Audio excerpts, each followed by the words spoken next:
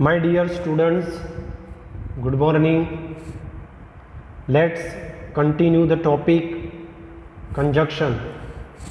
In the last lecture, we have discussed what is conjunction, and there are two types of conjunction: coordinating conjunction and subordinate conjunction. We have already discussed coordinate conjunction. Now we come to the topic subordinate conjunctions. So what do you mean by subordinate conjunctions? Subordinate conjunction joins a clause to another on which it depends for its full meaning. मतलब subordinate conjunction होता है वो clauses को, sentences को, एक या दो sentences को ज्वाइन करता है, लेकिन एक सेंटेंस दूसरे सेंटेंस पे डिपेंड होता है. Now point number 405, classification of subordinate conjunctions. Subordinate conjunctions may be classified according to their meaning as follow. Subordinate conjunctions जो होते हैं उसको मीनिंग के हिसाब से नीचे की तरह उसको क्लासीफाई किया जाता है. Time, subordinate conjunction which show time. Time बताने वाले कंजक्शन कौन कौन से हैं? तो पहला है बिफोर. बिफोर माने पहले. टिल, टिल माने जब तक. सिंस, सिंस वो टाइम बताता है, पॉइंट ऑफ टाइम बताता है. आफ्टर माने बाद में. और ERE वो तो बहुत ही रेयरली यूज होता है, but we can say that before, till, since, after, these conjunctions are called subordinate conjunctions, and these conjunctions show time. For example, I would die before I lied. Means झूठ बोलने से पहले मैं मरना पसंद करूँगा. तो पहले तो वो टाइम बताता है कि कब ऐसा क्वेश्चन पूछोगे तो वो टाइम बताएगा. तो जो बिफोर आई टाइड है उसको हम सबऑर्डिनेट क्लॉज कहते हैं, और बिफोर को सबऑर्डिनेट कंजक्शन कहते हैं, क्योंकि वो दूसरे पर डिपेंड होता है. Next one, no nation can be perfectly well governed till it is a competent to govern itself.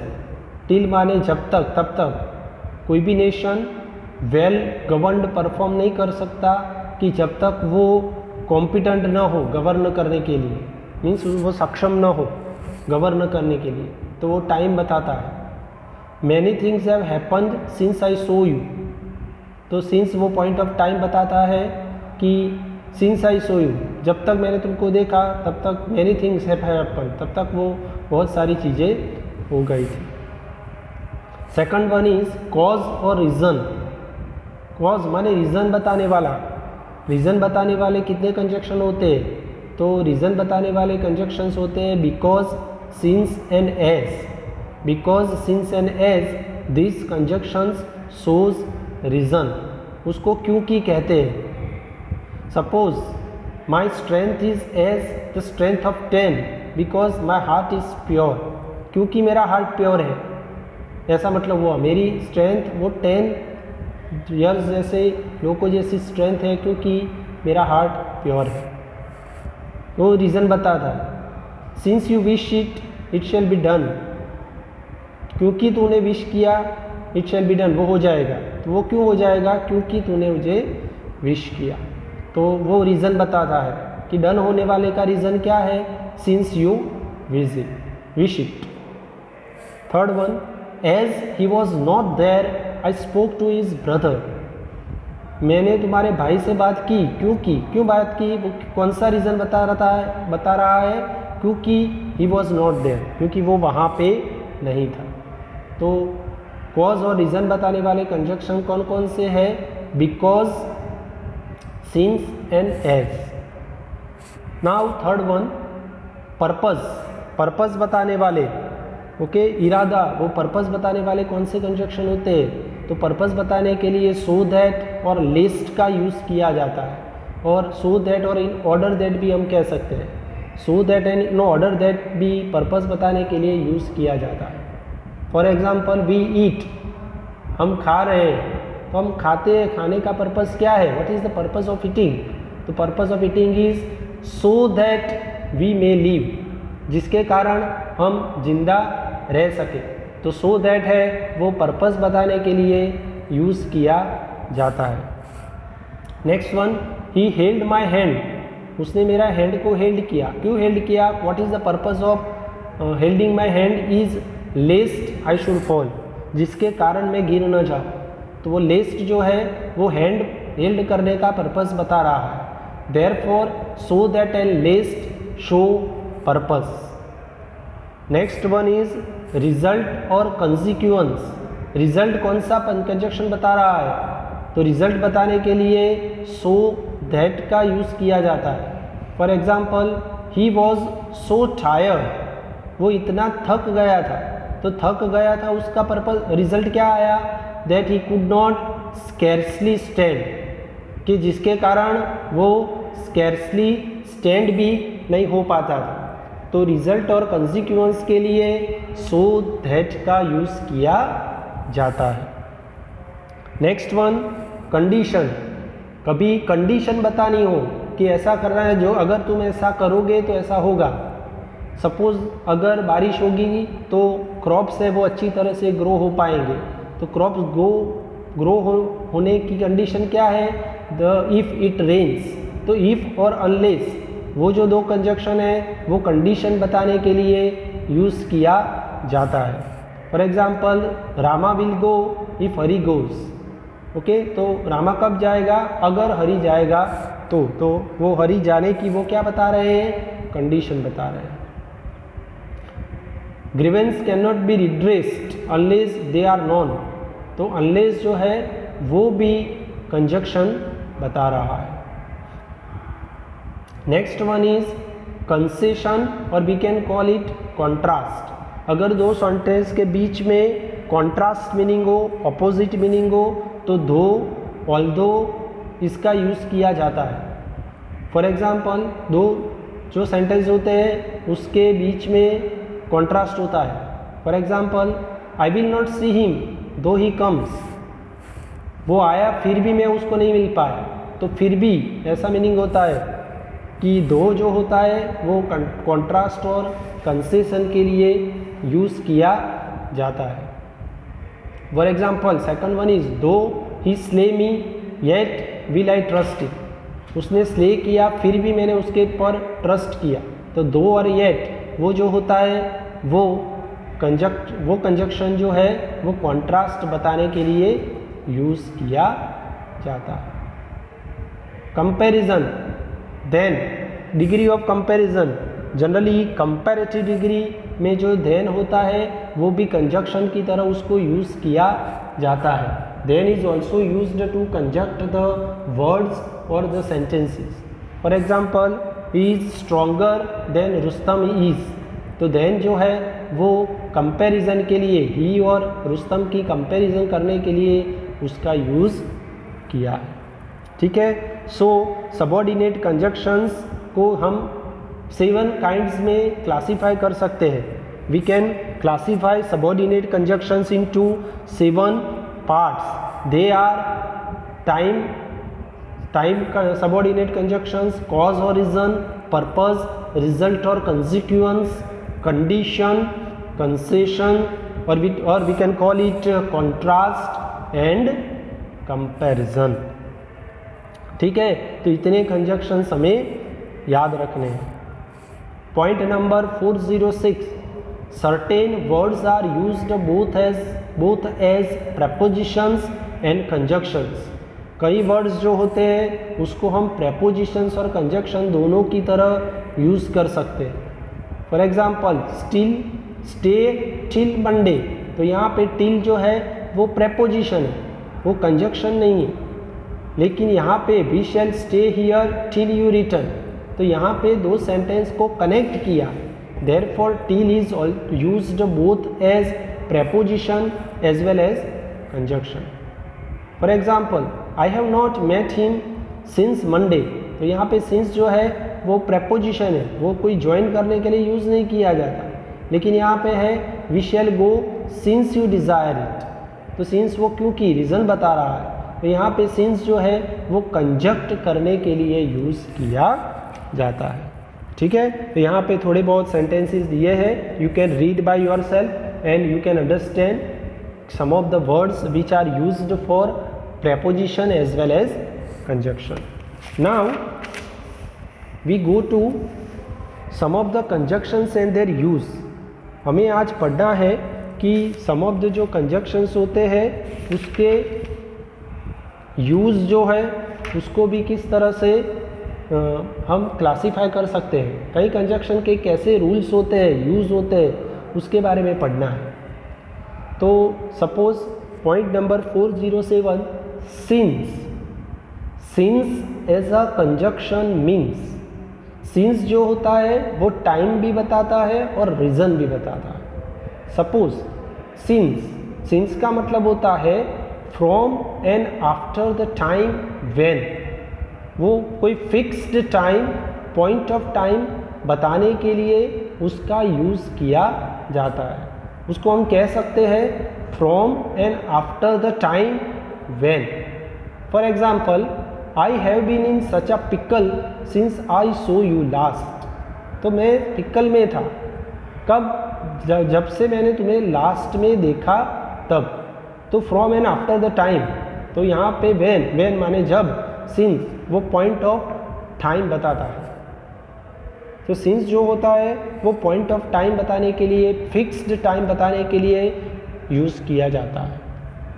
Second, many things have happened since I left school, जब से मैंने स्कूल छोड़ी, जब से means from and after the time when, कि जब से मैंने स्कूल छोड़ी तब से कई चीज़ें हो रही थी और हुई थी। तो यहाँ पे सिंस जो होता है from and after the time when बताने के लिए उसका यूज़ किया जाता है। ठीक है, नेक्स्ट वन यहाँ पे लिखा है not, since when used as a conjunction in this sense should be preceded by verb in the present perfect tense. जब भी सिंस को कंजक्शन की तरह यूज़ करते हो तो वो जो होता है वर्ब वो प्रेजेंट परफेक्ट टेंस में यूज़ किया जाता है, and followed by verb in the simple past tense. मतलब सिंस के आगे का जो सेंटेंस होता है वो प्रेजेंट परफेक्ट होता है। सपोज यहाँ पे आई हैव बीन, तो हैव बीन जो है वो प्रेजेंट परफेक्ट टेंस है, और सिंस के पीछे आई सो जो है सी का पास्ट फॉर्म है वो सिंपल पास्ट टेंस में यूज़ किया गया है। तो इस तरह से हम कह सकते हैं कि जो सिंस है वो प्रेजेंट परफेक्ट टेंस और सिंस के पीछे जो होता है वो सिंपल पास्ट टेंस बताने के लिए यूज़ किया जाता है। Second one, seeing that in as much as माने सिंस जो होता है वो रीज़न बताने के लिए भी यूज़ किया जाता है। For example, since you wish it shall be done, तो यहाँ पे बताया है कि इन एज मच एज ऐसा मीनिंग है, तो वो सिंस यू विश इट, तुम विश कर रहे हो इसलिए, तो यहाँ पे इसलिए ऐसा मीनिंग है, तो यहाँ पे सिंस का यूज़ है वो इन एज मच एज, इसके लिए उसका यूज़ किया जाता है। Next one, since you will not work you shall not eat, तुम काम नहीं कर सकते हो इसलिए तुम खा नहीं सकोगे, means you shall not eat, means तुम अच्छी तरह से अगर काम नहीं करोगे तो तुम खा नहीं पाओगे। तो यहाँ पे इन एज मच एज के लिए सिंस का यूज़ किया जाता है। Now we go further, point number 408, और का यूज़ किया कब जाता है, व्हेन कैन वी यूज़ और जो होता है वो दो ऑप्शन जो होते हैं अल्टरनेटिव होते हैं उसको इंट्रोड्यूस करने के लिए यूज़ किया जाता है। तो यहाँ पे लिखा है टू इंट्रोड्यूस एन अल्टरनेटिव, अगर आपको दो ऑप्शन दिए हैं उसमें से एक को सिलेक्ट करने के लिए, अल्टरनेटिव को इंट्रोड्यूस करने के लिए यूज़ किया जाता है। फॉर एग्जाम्पल, सेकंड एग्जाम्पल है, इजीली अंडरस्टूड हो जाओगे, यू मस्ट वर्क और स्टार्व, तो दो चीज़ है अल्टरनेटिव, या तो काम करो वरना भूखे मर जाओगे, तो अगर भूखे नहीं मरना है तो अल्टरनेटिव है काम करना पड़ेगा। सेकेंड थर्ड एग्जाम्पल लिखा है you may take this book और दैट वन, या तो आप इस बुक को या तो दैट बुक को ले सकते हो, मतलब और का जो यूज़ होता है वो अल्टरनेटिव के लिए उसको यूज़ किया जाता है। नोट में लिखा है there may be several alternatives each joined to the preceding one by or presenting a choice between any two in the series. Means कई सारे ऑल्टरनेटिव्स होते हैं जिसको आप और से कनेक्ट कर सकते हो और के आगे आप उसको ज्वाइन करके लिख सकते हो। तो जो दो चॉइस होती है उसमें से एक चॉइस को प्रीसीडिंग प्रेजेंट करने के लिए आप और का यूज़ कर सकते हो। मीन्स चॉइस वाले वर्ड्स के पहले और दो चॉइस वाले वर्ड्स के बीच में उसको आप यूज़ कर सकते हो, दो या दो से ज़्यादा। For example he may study law और मेडिसिन और इंजीनियरिंग और ही मे एंटर इनटू ट्रेड। तो बहुत सारे ऑप्शंस है, बहुत सारे सीरीज ऑफ वर्ड्स है, उसमें आप कोई भी चॉइस करने के लिए उसका यूज़ किया जाता है। Second one, to introduce an alternative name और सिनोनिम्स। यहाँ पे जो टू ऑल्टरनेटिव नेम होते हैं और या तो सिनोनिम्स होते हैं, उसमें आप और का यूज़ कर सकते हो। सिनोनिम्स वर्ड्स होते हैं, सिमिलर वर्ड्स होते हैं, मानो कि द वायोलिन और fiddle has become the leading instrument of the modern orchestra. तो दोनों सिनोनिम्स है, वायोलिन और फिडल जो होते हैं वो म्यूजिकल इंस्ट्रूमेंट्स सिनोनिम्स नेम है। तो उसमें आपको कौन सा पसंद करना है, वो अल्टरनेटिव के लिए उसका यूज़ किया जाता है। फॉर एग्जाम्पल हम कह सकते हैं कि you may take either tea or coffee, you may take tea or coffee. तो वो जो है वो ड्रिंक्स होते हैं, वो अल्टरनेटिव ड्रिंक्स है, मीन्स सिनोनिम्स है, नेम ऐसे है, उसमें आप इंट्रोड्यूस करने के लिए यूज़ कर सकते हो। और का दूसरा मीनिंग होता है अदरवाइज। तो टू मीन अदरवाइज एज, मतलब अदरवाइज की जगह आप उसका यूज़ कर सकते हो। फॉर एग्जाम्पल आप ऐसा लिख सकते हो वी मस्ट हैसन और night will overtake us. Means हमें हैसन माने थोड़ी जल्दी करनी पड़ेगी वरना night will overtake us, night हमको ओवरटेक करेगी। तो यहाँ पे अदरवाइज और की जगह अदरवाइज का भी यूज़ कर सकते हो, ठीक है। तो और अदरवाइज दोनों सिमिलर जैसे मीनिंग होते हैं। As nearly equivalent to and, वैसे बहुत ही इक्विलेंट टू एंड होता है, वहाँ भी आप उसको यूज़ कर सकते हो। For example the troops were not wanting in strength और करेज। आप ऐसा भी लिख सकते हो the troops were not wanting in strength and courage, means बहुत ही इक्विलेंट टू एंड है, तो इक्विलेंट टू एंड में उसका यूज़ कर सकते हो। But they were badly fed, ठीक है। तो और का मेन यूज़ ये है कि वो अल्टरनेटिव में दो अल्टरनेटिव होते हैं, दो जी चॉइस होती है, उसमें से एक चॉइस को सिलेक्ट इंट्रोड्यूस करने के लिए उसका यूज़ किया जाता है। Next one, point number 409, if is used to mean. If जो होता है वो कब यूज़ किया जाता है। तो पहला मैंने बताया था कि if is used to show condition, condition बताने के लिए इफ़ का यूज़ किया जाता है।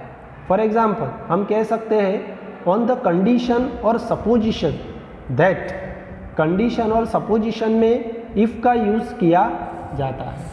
फॉर एग्जाम्पल हम लिख सकते हैं if he is there I shall see him, if that is so I am content. ये तो यहाँ पे कंडीशन सपोजिशन है, वहाँ आप इफ़ का यूज़ कर सकते हो। एडमिटिंग दैट, एडमिट करने के लिए आप इफ़ का यूज़ कर सकते हो।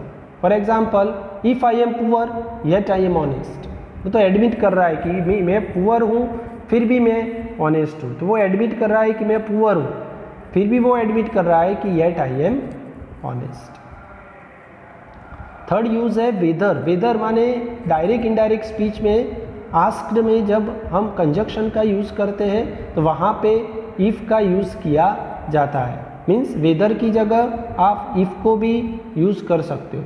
For example I asked him if he would help me, तो यहाँ वेदर की जगह इफ़ का यूज़ किया जाता है। I asked him weather he would help me, तो यहाँ पे इफ़ और वेदर दोनों सिमिलर है। Next one, when ever S. तो वेन एवर की जगह इफ़ का और इफ़ की जगह वेन एवर का यूज़ कर सकते हो। Suppose if I feel any doubt I inquire, आप ऐसा भी कह सकते हो कि जब जब मुझे whenever I feel any doubt I inquire, तो वेन एवर की जगह भी आप इफ़ का यूज़ कर सकते हो। Next one, if is also used to express wish और सरप्राइज। इफ़ जो होता है वो विश और सरप्राइज एक्सप्रेस करने के लिए यूज़ किया जाता है। For example, if I only new, if I only new, if अगर वह फिर जानता होता, तो यहाँ पे इफ़ जो है वो विश बताता है। If is used to express wish और सरप्राइज, वहाँ पे आप इफ़ का यूज़ कर सकते हो। Next one, that. दैट हमें पता है कि that conjunction, that as a conjunction retains much of its force और डेमोन्स्ट्रेटिव प्रोनाउन। दैट जो होता है वो फोर्स यानी डेमोन्स्ट्रेटिव प्रोनाउन की जगह आप उसको यूज़ कर सकते हो। Thus the sentence I am told that you are miserable may be transported into you are miserable, I am told that। मतलब ये है कि that जो कंजक्शन है वो डायरेक्ट इनडायरेक्ट स्पीच में हम उसका यूज़ करते हैं और इसको डेमोन्स्ट्रेटिव प्रोनाउन की तरह उसको यूज़ किया जाता है। लेकिन यहाँ पे बहुत ही ईजी यूज़ बताया है। that is used to express a reason, cause and is equivalent to because, for that, in that। मतलब that जो होता है वो because का इक्विलेंट है, because का सिमिलर है, because की तरह जैसे because रीज और cause बताने के लिए यूज़ किया जाता है, तो that भी है वो cause और रीज़न एक्सप्रेस करने के लिए उसका यूज़ किया जाता है। For example, he was annoyed that he was contradicted, तो यहाँ पे रीज़न बताया है कि he was annoyed that he was contradicted. और फर्स्ट एग्जाम्पल भी है, वो भी पता चलेगा, not that I loved Caesar less but that I loved Rome more. यहाँ पे रीज़न बताया है कि मैं सीजर को, not that I loved Caesar less, Caesar को लेस भी लव नहीं करता, बट दैट आई लव रोम को मोर लव करता हूँ। तो वो रीज़न और कॉज एक्सप्रेस करने के लिए उसका यूज़ किया जाता है। Next one is to express a purpose and is equivalent to in order that. वो पर्पस एक्सप्रेस करने के लिए यूज़ किया जाता है और इन ऑर्डर दैट की जगह हम उसको लिख सकते हैं। दैट जो होता है वो पर्पस बताने के लिए यूज़ किया जाता है। Okay, for example, we sow that we may reap. तो हम सो क्यों करते हैं, पर्पस क्या है, जैसे जिसलिए हम रीप कर सकें। तो हमें सो करने का पर्पस ये है कि हम रीप कर सकें। सेकंड है, he kept quiet that the dispute might cease. वो क्यों क्वाइट रहा, जिसके कारण उसका पर्पस था कि वो डिस्प्यूट ना हो सके, डिस्प्यूट को रोक सके। तो डिस्प्यूट को रोकने के लिए दैट का यूज़ किया जाता है। Not today that is rarely used for reason और पर्पस। आज हम बहुत ही रेयरली पर्पस और रीज़न के लिए दैट का यूज़ करते हैं। Third use of that is to express a consequence, result और इफेक्ट। रिजल्ट बताने के लिए, कंसिक्वेंस बताने के लिए, कोई परिणाम बताने के लिए, इफेक्ट बताने के लिए दैट का यूज़ किया जाता है। For example, I am so tired means मैं इतना थक गया था, उसका कंसिक्वेंस और रिजल्ट क्या आया, इफेक्ट क्या आई, that I can not go on, जिसके कारण मैं आगे बढ़ नहीं सका। तो वो कंसिक्वेंस और रिजल्ट बताने के लिए दैट का यूज़ किया जाता है। ठीक है, थर्ड एग्जाम्पल भी ऐसा ही है, he was so tired that he could scarcely stand. वो इतना थक गया था कि वो बहुत ही स्कैर्सली खड़ा रह सकता था। तो टायर्ड हो गया था, उसका पर रिजल्ट क्या हुआ कि वो स्कैर्सली खड़ा रह सका। तो वहाँ पे आप सो होता है, वहाँ पे दैट का यूज़ कर सकते हो। ठीक है, now next is then, THAN। Then का कब यूज़ करते हैं, वी नो दैट देन जो होता है वो कंपैरेटिव डिग्री में उसका यूज़ किया जाता है। For example, to express then as a conjunction follows adjective and adverbs in the comparative degree. Then जो होता है कंजक्शन वो एडजेक्टिव और एडवर्ब्स है वो कंपैरेटिव डिग्री में उसका यूज़ किया जाता है। तो कंपैरेटिव डिग्री में हम उसका यूज़ कर सकते हैं। फॉर एग्जांपल हमने देखा कि कंपैरेटिव डिग्री में देन का हम यूज़ कर सकते हैं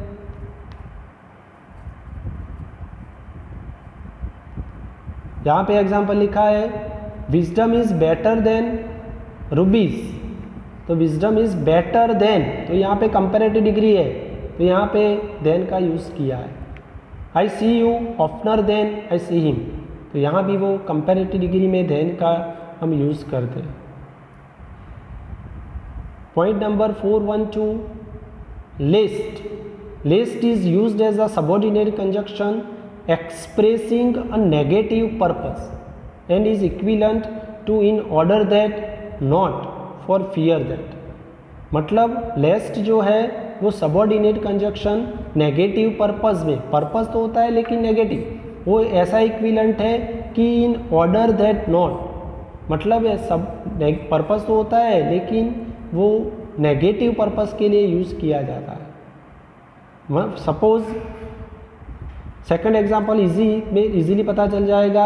do not be idle means आलसी मत बनो, lest you come to want, lest you come to want, वरना ऐसा नहीं करोगे। Do not be idle lest you come to want, वरना तुम जो चाहोगे वो पाओगे नहीं। फॉर एग्जाम्पल थर्ड भी एग्जाम्पल इजी है। He fled lest he should be kill, वो भागा वरना वो मर जाता, ही शुड बी किल्ड। तो ही फ्लेड, अगर नहीं भागा होता तो नेगेटिव पर्पस है तो वो किल हो जाता। तो नेगेटिव पर्पस के लिए लेस्ट का यूज़ किया है, लेकिन लेस्ट जो है वो रेयरली यूज़ किया जाता है। Lest is rare in modern English. The modern idiomatic construction after lest is should. Generally modern जो इंग्लिश होता है उसमें लेस्ट के पीछे शुड का यूज़ किया जाता है। ठीक है, तो लेस्ट बहुत ही रेयरली यूज़ किया जाता है लेकिन वो नेगेटिव पर्पस बताने के लिए हम उसका यूज़ करते हैं। Next one 413 while. While is used to mean, while का यूज़ कब किया जाता है? तो फर्स्ट है during the time that as long as और एज। टाइम बताने के लिए एज लॉन्ग एज और दैट बताने के लिए मीन्स टाइम बताने के लिए वाइल का यूज़ किया जाता है। जब तक, ऐसा हम कह सकते हैं। For example while you were sleeping an enemy sowed tares, और while there is life there is hope, मतलब वो टाइम बताता है कि वाइल देयर इज़ लाइफ, जहाँ लाइफ है वहाँ पे होप है। तो वहाँ पे वो टाइम बताने के लिए as long as there is life there is hope ऐसा भी लिख सकते हो, as there is life there is hope ऐसा भी लिख सकते हो। मतलब वो टाइम बताने के लिए वाइल का यूज़ किया जाता है। नेक्स्ट है at the same time that, means at the same time that. Past continuous tense में और पास्ट में वाइल का यूज़ किया जाता है लेकिन वो एट द सेम टाइम बताता है। तो वहाँ पे suppose the girls sang while the boys played, तो गर्ल कब गा रही थी? At the same time, at the same time that the boys played, means at the same time boys खेल रहे थे तब गर्ल्स गा रही थी। तो वहाँ पे eight the same time that बताने के लिए, प्रॉपर फिक्स्ड टाइम बताने के लिए वाइल का यूज़ किया जाता है। Next is whereas as. Whereas और एज, वहाँ पे आप वाइल का यूज़ कर सकते हो एज की जगह। Means while I have no money to spend you have nothing to spend on, और while there is true of some it is not true of all. Means as there is true of some it is not true of all, मतलब कि where as और as की जगह भी while का use कर सकते हो। Next point only 414। Only as a conjunction means except that but were it not that, were it not that as. Except that means only, वहाँ पे ओनली बताने के लिए यूज़ किया है। For example a very pretty woman only she squints a little. और third example भी easily पता चलेगा, he does well only that is nervous at the start. मतलब ये है कि डज वेल, वो अच्छा तो कर सकता है, लेकिन except only that is nervous at the start, अगर वो स्टार्ट में नर्वस न हो जाए तो एक्सेप्ट मीन्स उसके सिवाय, उसके अलावा, तो उसके अलावा ऐसा मीनिंग होता है, तो वहाँ पे आप ओनली को यूज़ कर सकते हो। फोर्थ एग्जाम्पल भी इजी है, I would go with you only I have no money, I would go with you only I have no money, तो वहाँ पे आप ओनली एज अ कंजक्शन उसको यूज़ कर सकते हो। Except was, next one, except was once in good use of conjunction, except का भी कंजक्शन की तरह यूज़ किया जाता है, एक्सेप्ट को अनलेस की जगह यूज़ किया जाता है। अनलेस वो इफ़ नॉट ऐसा है कि ऐसा नहीं करोगे तो, ऐसा मीनिंग होता है। For example, except a man be born again he can not see the kingdom of God, तो जो नहीं तो ऐसा है मीनिंग, मीन्स अनलेस यानी इफ़ नॉट ऐसा मीनिंग होता है, तो वो कंजक्शन की तरह उसको यूज़ किया जाता है। But in modern English its place has been taken by unless, modern English में एक्सेप्ट की जगह अनलेस ने ले ली है, तो एक्सेप्ट वैसे वो यूज़ किया नहीं जाता। Point number 416, without, the use of without as conjunction meaning unless is now bad English. Okay, means I shall not go without you do, means unless की जगह विदाउट का यूज़ किया जाता है। तो आपको एक्सेप्ट और विदाउट जो है वो उसको अनलेस की जगह आप यूज़ कर सकते हो, ऐसा मान के आपको चलना पड़ेगा। 417, बिकॉज, फॉर और सिंस, मतलब क्योंकि, रीज़न बताता है। Of this three conjunctions, because denotes the closest causal conjunction, means वो कॉज बताता है, रीज़न बताता है, वो बहुत ही क्लोज रीज़न बताता है। और फॉर जो होता है वो वीकेस्ट होता है, और सिंस जो होता है comes between the two, means जो अगर आपको क्लोज रीज़न बताना है, प्रॉपर रीज़न बताना है, बहुत ही क्लोजली रीज़न बताना है तो बिकॉज का यूज़ करना है। थोड़ा वीक जो रीज़न बताना है तो फॉर का यूज़ करना है। उस दोनों के बीच में जो बताना है तो आपको सिंस का यूज़ करना है। ठीक है, तो इतनी जो एग्ज़ाम्पल है वो हमने आज पढ़े हैं, मीन्स इतने जो यूजेस है वो उसके बारे में आज हमने डिस्कस की है। ठीक है, अभी प्रैक्टिस से ही ग्रामर है वो आप कर सकोगे। ऐसा क्या कहा जाता है, it is well said that practice makes man perfect. So I will give you some of the blanks of the conjunctions. You will have to practice it. You will have to fill in the blanks with the use of the proper conjunctions and submit me as early as possible. ठीक है, okay, thank you, bye.